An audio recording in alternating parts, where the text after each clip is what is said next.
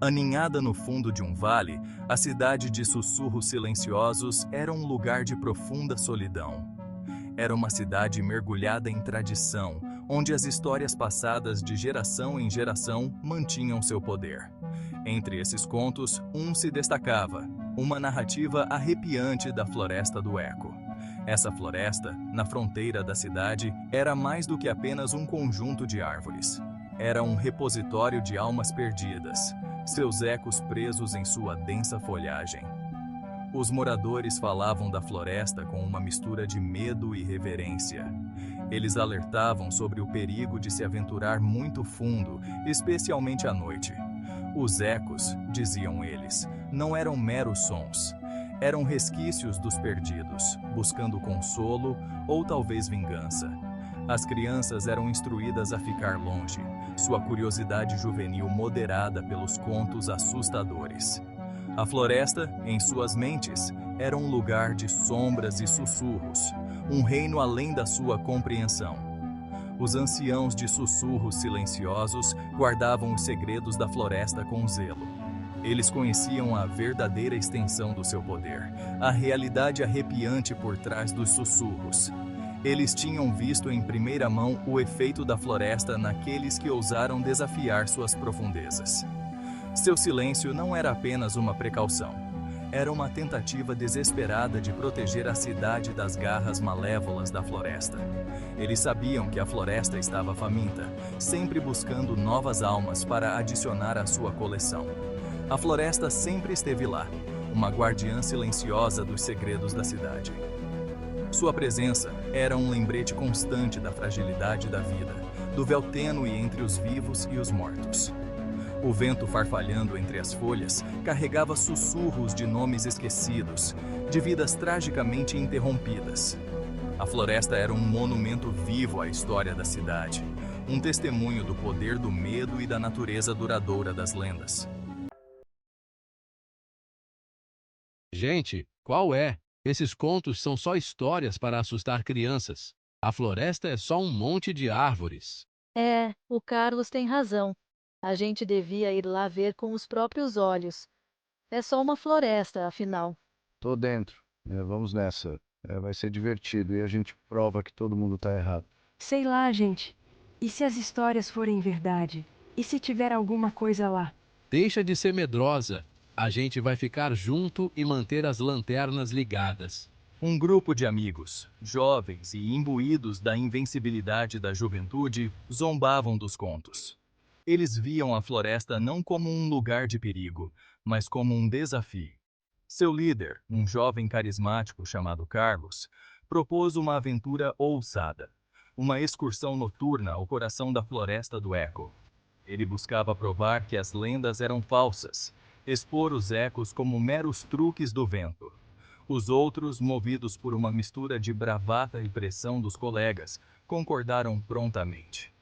Estavam ansiosos para provar sua coragem, para descartar os medos de seus anciãos. Eles prepararam suprimentos, lanternas e uma ingênua sensação de confiança. Viam a expedição como um rito de passagem, uma chance de se distinguirem dos cautelosos moradores da cidade. Estavam alheios à verdadeira natureza da floresta, à escuridão que os aguardava. Conforme o sol começava a se pôr, lançando longas sombras sobre sussurros silenciosos, o grupo partiu. Suas risadas ecoavam pelas ruas tranquilas, um contraste gritante com o silêncio dos moradores. Eles carregavam consigo uma sensação de excitação, a emoção de se aventurar no desconhecido. Não sabiam que suas risadas logo seriam substituídas por gritos de terror. Seus primeiros passos na floresta foram marcados por brincadeiras e piadas descontraídas. Zombavam das lendas, suas vozes ecoando entre as árvores. Estavam confiantes em sua capacidade de navegar pela escuridão, de conquistar seus medos. Não percebiam que a floresta estava observando, escutando, esperando o momento oportuno para atacar. A floresta era um predador, e eles eram suas presas inocentes. Por que esfriou de repente? Era para ser verão. Não tô gostando disso, Carlos. Parece que a floresta tá se fechando em cima da gente. Qual é? São só as árvores. A gente tem as lanternas. Tá tudo bem. Sei lá, o ar tá pesado. Como se alguma coisa tivesse nos observando. A gente só tá se assustando à toa. Vamos continuar andando. À medida que se aventuravam mais fundo, a atmosfera começou a mudar. As brincadeiras cessaram, substituídas por um silêncio perturbador. As árvores ficaram mais densas, seus galhos se entrelaçando para formar um dossel natural, bloqueando a luz da lua. O ar ficou pesado, denso com uma presença invisível. A floresta estava se fechando, seu abraço se tornando cada vez mais sufocante. A temperatura caiu sensivelmente, um frio penetrando em seus ossos apesar da noite de verão. O chão sob seus pés ficou macio e fofo, coberto por uma espessa camada de folhas em decomposição. O cheiro de terra úmida e algo mais, algo indefinível e inquietante, preenchia o ar. A floresta não era mais um lugar de beleza natural. Havia se tornado algo sinistro, algo malévolo. Os sons outrora familiares da floresta se transformaram em algo ameaçador. O farfalhar das folhas soava como sussurros, o chilrear dos grilos como gritos de lamento. As sombras pareciam dançar e mudar de forma, assumindo contornos grotescos. A floresta estava brincando com seus sentidos, confundindo a linha entre realidade e ilusão. Sua confiança começou a vacilar, substituída por uma crescente sensação de mal-estar. As árvores pareciam observá-los, seus galhos retorcidos se estendendo como dedos esqueléticos.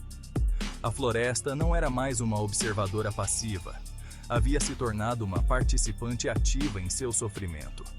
Era como se a própria floresta estivesse viva, um ser consciente com um propósito sombrio. Eles estavam presos em um pesadelo, um mundo onde o familiar havia se tornado distorcido e perturbador. Estavam perdendo o contato com a realidade, suas mentes sucumbindo ao poder opressor da floresta. Eles tropeçaram em uma clareira, um pequeno espaço aberto no coração da floresta. A luz da lua filtrava-se pelas árvores, lançando um brilho assustador na clareira. Era um lugar de contraste marcante com a escuridão ao redor, um palco preparado para o desconhecido.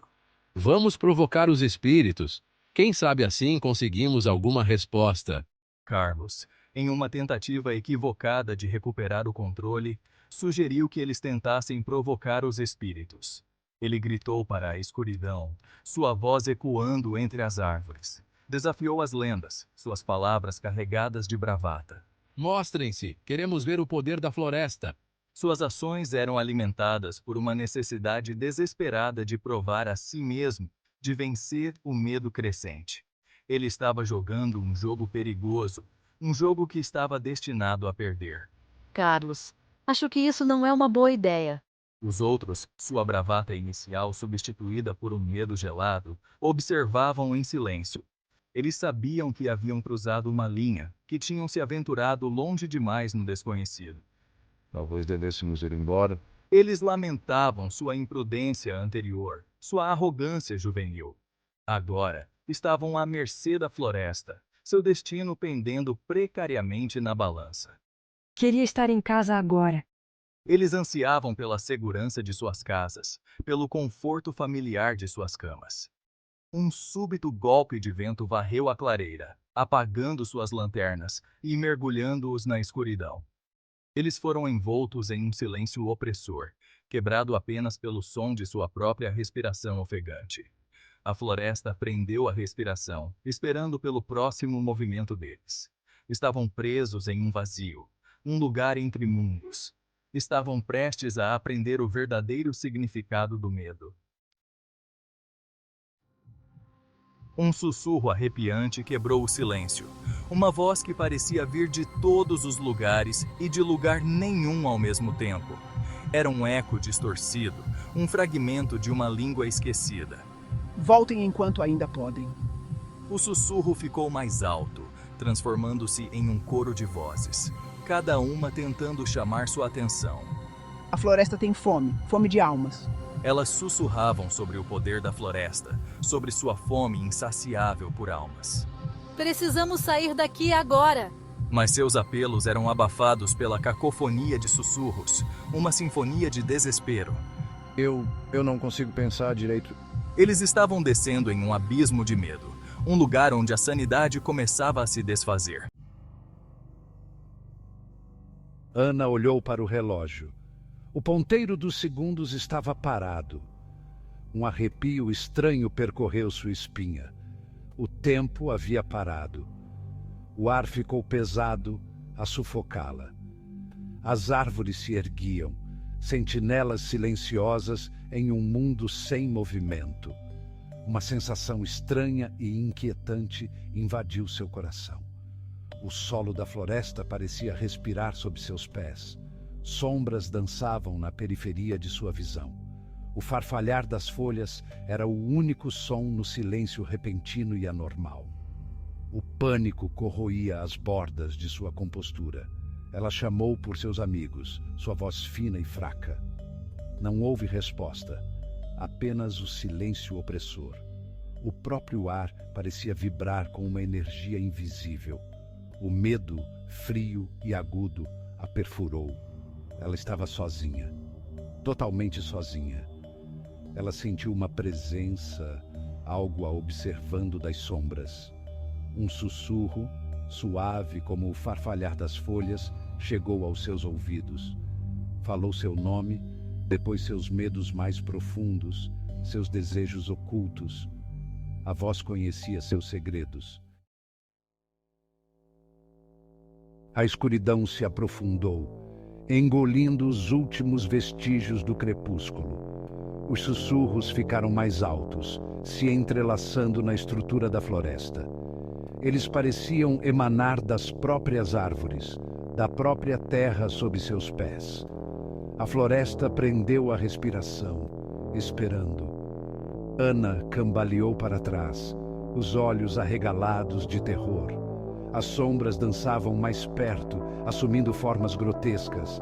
A voz continuou sua ladainha implacável de seus segredos, suas vergonhas. Zombava dela, provocava-a, brincava com seus medos. As árvores pareciam se inclinar, seus galhos como braços esqueléticos estendendo-se para ela.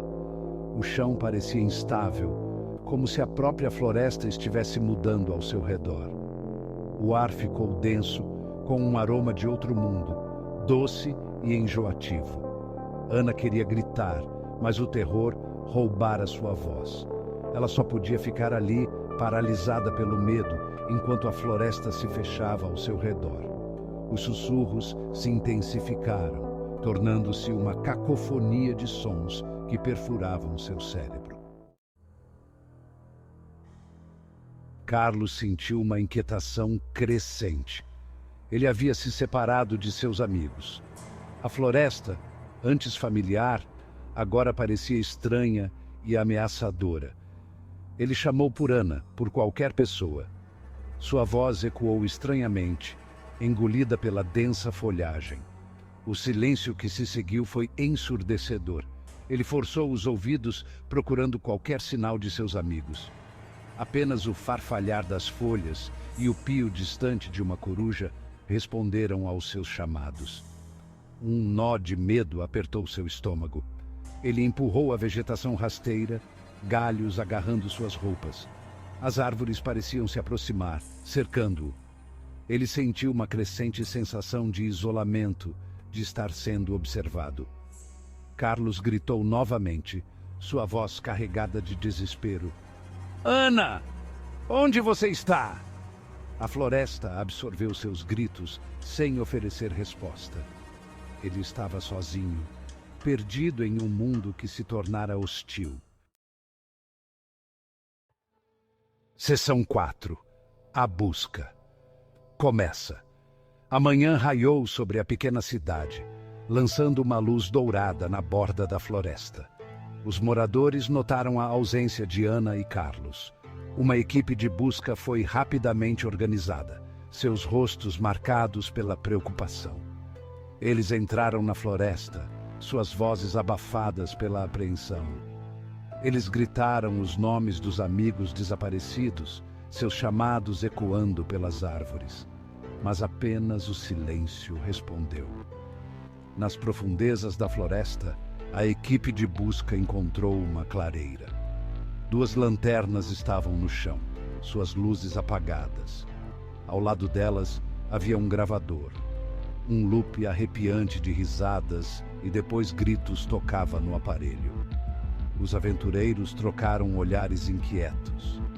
A floresta guardava seus segredos. Uma sensação de pavor se abateu sobre eles. Eles sabiam que estavam pisando em solo sagrado e perigoso. Seção 5 Ecos dos Perdidos. A floresta absorveu as almas dos perdidos, sussurrando seus nomes ao vento. O riso e os gritos no gravador tornaram-se uma lembrança assombrosa de seu destino. A lenda da Floresta do Eco começou a crescer. Os moradores falavam da floresta em voz baixa.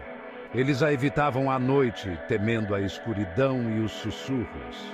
A floresta se tornou um lugar de mistério, um lugar onde o tempo parava e segredos eram revelados.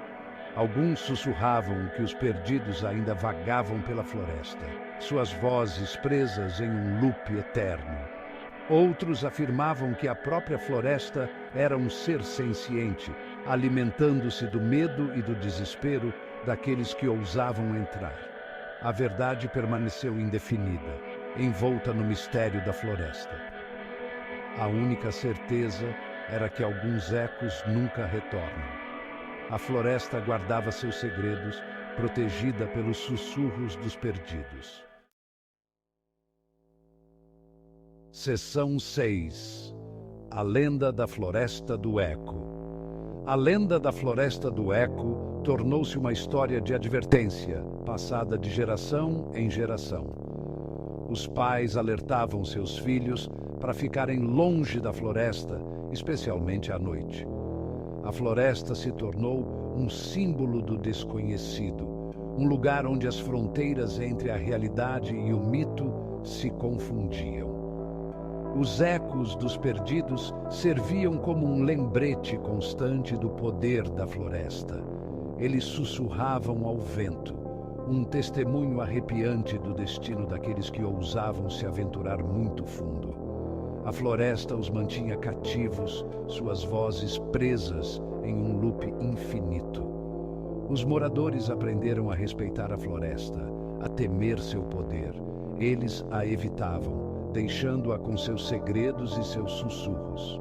A floresta permaneceu um lugar de mistério, um lugar onde o tempo e a realidade não tinham influência. A lenda da Floresta do Eco continuou viva, uma lembrança arrepiante dos ecos que nunca retornam. Era um aviso, um testemunho do poder da floresta e do destino daqueles que ousavam desafiar seus mistérios.